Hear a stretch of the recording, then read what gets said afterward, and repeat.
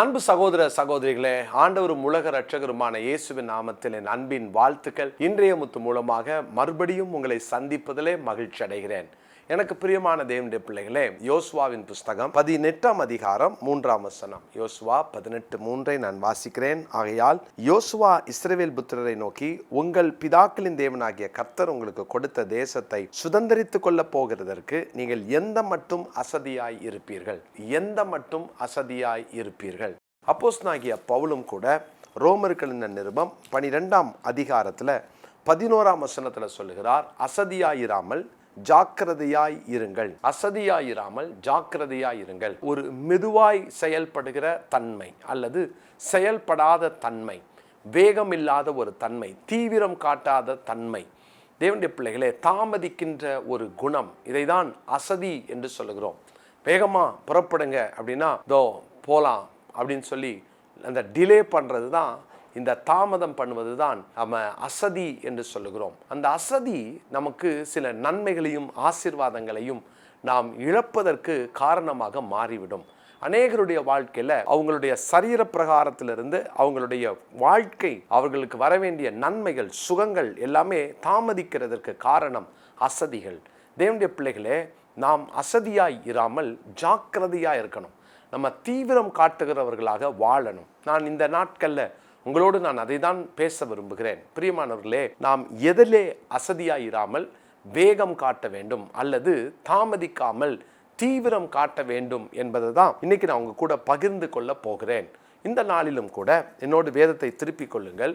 ஆதியாகமத்தின் புஸ்தகம் 19ஆம் அதிகாரம் 16வது வசனம். அங்கே லோத்தையும் அவன் மனைவி பிள்ளைகளையும் சோதோம் குமரா பட்டணத்தை அழிப்பதற்கு முன்பாக தேவன் தம்முடைய தூதரை அனுப்பி அவர்களை வெளியே கொண்டு வரும்படி அங்கே தீவிரப்படுத்துகிறார். பாருங்க, அந்த 19ஆம் அதிகாரத்தின் 16ஆம் வசனம். அவன் தாமதித்து கொண்டிருக்கும்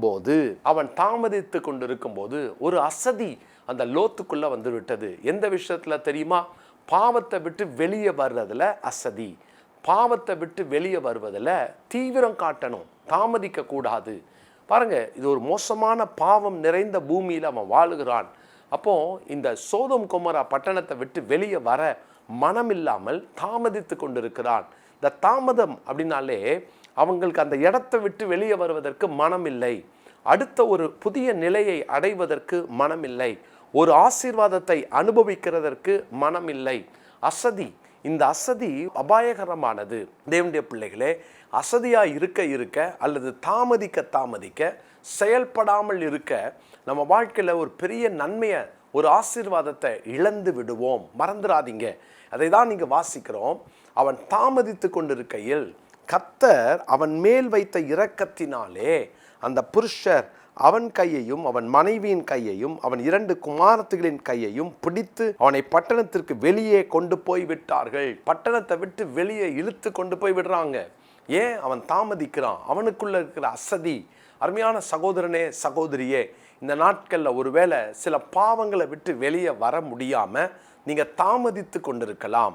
சில பாவங்களை விட்டு தீவிரமாய் வெளியே வர நீங்க தயங்கி கொண்டிருக்கலாம். போலாம், இந்த ஒரு நாள்ல இந்த தப்பை செஞ்சுட்டு நாளைக்கு மனம் திரும்பலாம், இல்லைன்னா ஜனவரி 1ஆம் தேதி மனம் திரும்பலாம், இல்லைன்னா இன்னொரு வாய்ப்பு கிடைக்கும், அப்போ மனம் திரும்பலான்னு சொல்லி நீங்க கொஞ்சம் கொஞ்சமாக பாவத்துக்குள்ளேயே வாழ்றத நீங்க நிரந்தரமாக்கி கொள்ளலாம். சில பாவங்கள் உங்கள் வாழ்க்கையிலே உங்களோடு நிரந்தரமாய் தங்கி இருக்கிறது. ஒருவேளை ஒரு செய்தியை கேட்கும்போது வெளியே வரணும்னு மனம் இருந்தாலும் சில நேரங்களில் உங்களால் வெளியே வர மனம் இல்லை. வெளியே வருவதற்கு தாமதமாகி கொண்டு வெளியே வர மனம் இல்லாமல் நீங்கள் ஒருவேளை இன்னைக்கு தடுமாறி கொண்டு இருக்கலாம்.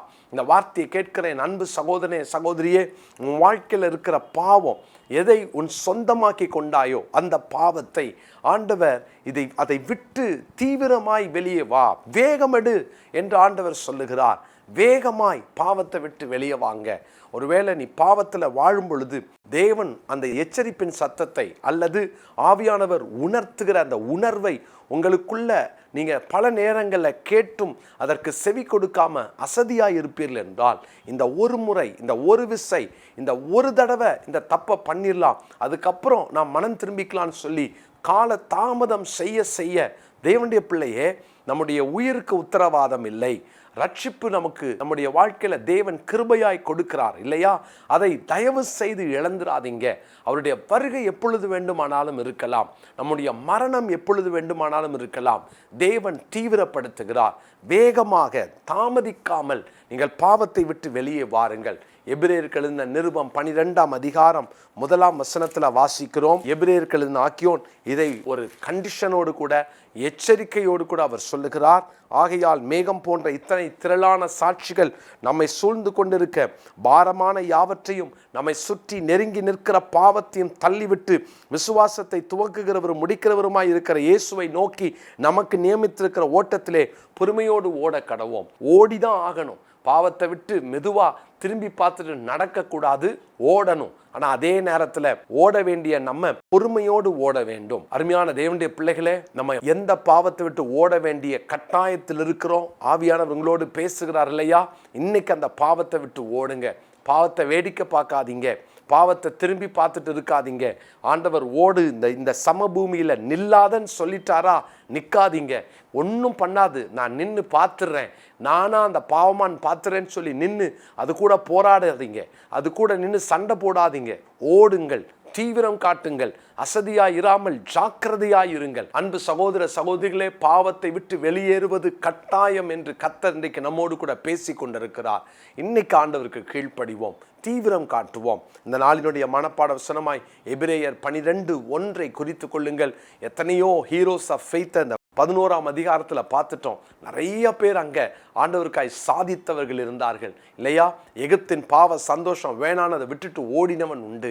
தேவனுடைய பிள்ளைகளே, அப்படிப்பட்ட வாழ்க்கை வாழ்ந்தவர்கள் இன்றைக்கு அவர்களெல்லாம் மேகம் போன்ற சாட்சிகளாய் நம்மை சுற்றி நிற்கும் பொழுது நீங்களும் நானும் பாவத்தை உதறிவிட்டு ஓட வேண்டிய அந்த அவசியம் இருக்கிறது என்பதை உணர்கிறீர்களா? மனம் திரும்புவோம். இன்னைக்கு ஆண்டவர் நம்மளை வெளியேறுன்னு சொல்றார். துன்மார்க்கருடைய ஆலோசனையில நடவாமல், பாவிகளுடைய வழியிலே நில்லாமல், பரியாசக்காரன் உட்காரும் இடத்துல உட்காராமல். அப்படின்னா என்ன அர்த்தம்? நம்முடைய இடம் அல்ல, அந்த இடம் நமக்கு சொந்தம் அல்ல. அந்த இடத்தை விட்டு வெளியேறிதான் ஆகணும். அந்த இடத்தை விட்டு வெளியேறிதான் ஆகணும். இன்னைக்கு ஆண்டவங்களோடு கூட பேசுகிறார். தீவிரம் காட்டுங்கள், தீவிரம் காட்டுங்கள். அங்க இருந்து அசதியா இருந்துட்டோம் அப்படின்னா தாவீது விழுந்த மாதிரி விழுந்துருவோம்.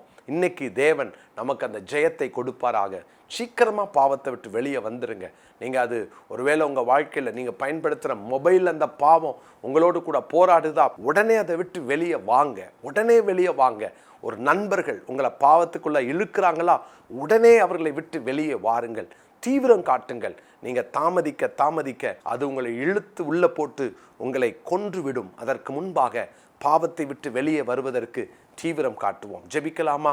அன்பின் பரலோக தகப்பனே, நாங்கள் வேகமாக, தீவிரமாக, விரைவாக அந்த பாவத்தை விட்டு ஆண்டவரே அசதியாயிராமல் ஜாக்கிரதையோடு ஆண்டவரே நாங்கள் தீவிரமாக வெளியே வர எங்களை ஒப்பு கொடுக்கிறோம். இந்த வார்த்தையை கேட்கிற நம்முடைய அன்பு பிள்ளைகள் ஒவ்வொருவருடைய வாழ்விலும் ஆண்டவரே இன்றைக்கு தீவிரமாய் செயல்பட கர்த்தர் பேசுகிறீர். உமக்கு ஸ்தோத்திரம். பாவத்தை விட்டு வெளியேறுவதிலே தீவிரம் காட்ட எங்களை அர்ப்பணிக்கிறோம். ஆண்டவரே, அசதிகள் மாறட்டும். ஜாக்கிரதையாய் வேகமாய் செயல்படுகிற அந்த இருதயத்தை, அந்த சிந்தையை எங்கள் ஒவ்வொருவருக்கும் தாரும். தொடர்ந்து நம்முடைய பிள்ளைகளை இந்த நாளிலே ஆசீர்வதியும். அவர்கள் தேவைகளை சந்தியும். அவர்கள் போக்கையும் வரத்தையும் பாதுகாத்து கொள்ளும். ஆண்டவருடைய நாம மகிமைப்படுவதாக. இயேசுவின் நாமத்தில் ஜெபிக்கிறோம் நல்ல பிதாவே, ஆமென். என் அன்பு சகோதர சகோதரிகளே, விக்டோரியஸ் மினிஸ்ட்ரீஸ் பைபிள் இன்ஸ்டியூட் மூலமாக நேரடி வகுப்புகளை நாம் துவங்க இருக்கிறோம். ஜூன் மாதம் 1 தேதியிலிருந்து இந்த வகுப்புகள் துவங்கும். இந்த வகுப்பினுடைய தனி சிறப்பு என்னவென்று சொன்னால், என்னுடைய நேரடி மென்டர்ஷிப்பில் இது நடக்கும். மிக குறைந்த பிள்ளைகளை தான் நாங்கள் இதில் எடுக்கிறோம்.